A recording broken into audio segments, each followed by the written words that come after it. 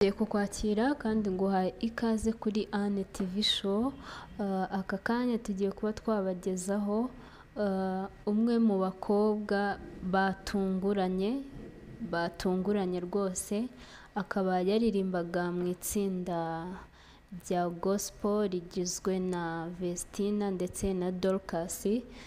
Uyu akaba ari Vestine, yaje atunguranye ubwo yagaragazaga ko yemeye nta gahato ko agiye gusezerana n'uyu mugabo.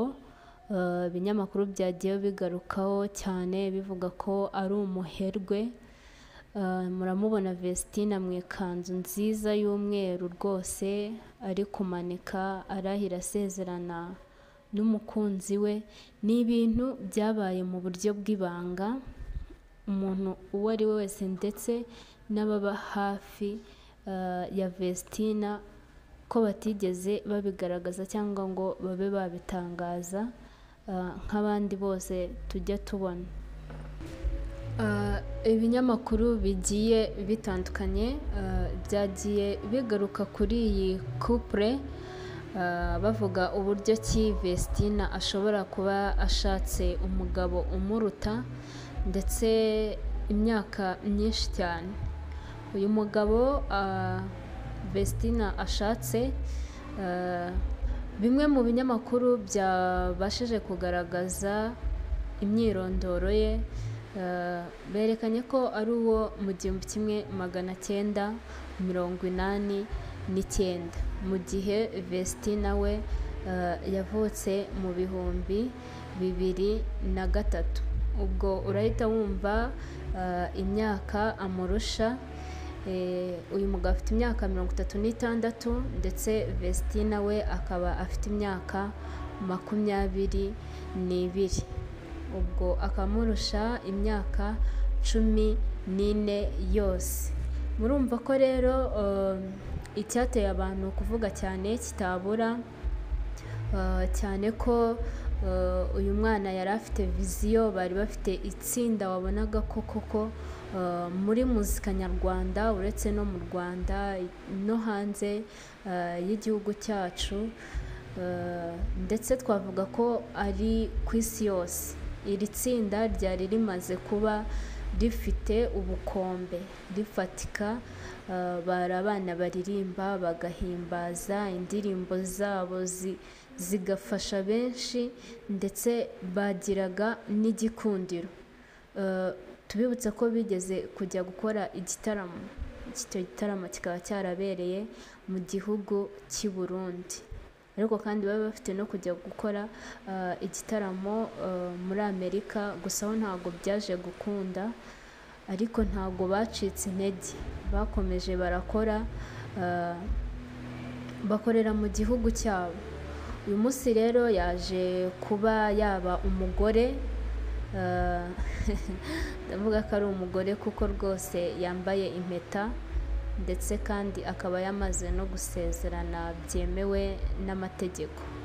Arasa neza cyane, aho yari amaze gusezeranira rwose mu murenge wa Kinyinya, ariko icyo nakubwira cyo ni uko muri uyu murenge hari abantu bake cyane ugereranyije n'igikundiro uyu mwana afite. Yakagombye kuba rwose afite itsinda ry'abahanzikazi, abahanzi bamuherekeje, ariko mu buryo bw'ibanga ndetse n'ubushake bwe hari abantu bake cyane. Hari abantu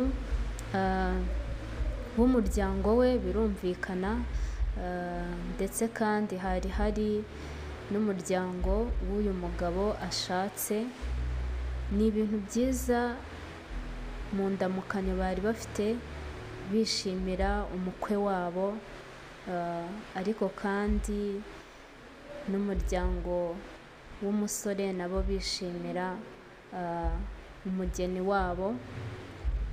Hari igihe usanga, ngaruka kuri iki kintu, umubyeyi yumva ko adashobora kuba yashyingira umwana we umudiyasipora mu rurimi rw'amahanga, cyangwa se umuntu udahuje nawe ubwoko, ariko burya bajya bavuga ngo iyo umwana yikundiye ntabwo ushobora kumuvutsa umugisha cyangwa amahirwe ye, uramureka agakora amahitamo ye, cyane ko iyo ababyeyi babyinjiyemo cyangwa wenda abandi bo ku ruhande bashobora kuba bakica urugendo rw'urukundo rw'uwo mwana cyangwa bakamwangiriza future yiwe cyangwa ejo heza he hazaza.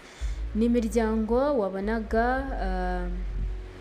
irimo abasaza, ndetse rwose ndimo ndahabona Irene Murindahabi, muramuzi ko ari we wazamuye itsinda rya Vestina ndetse na Dorcas, agatuma bamenyekana, niko navuga, akabageza rwose ku rwego rushimishije uyu munsi bari bariho. Murindahabi Elize, warakoze, kuko ni wowe watumye rwose aba bana isi yose ibamenya.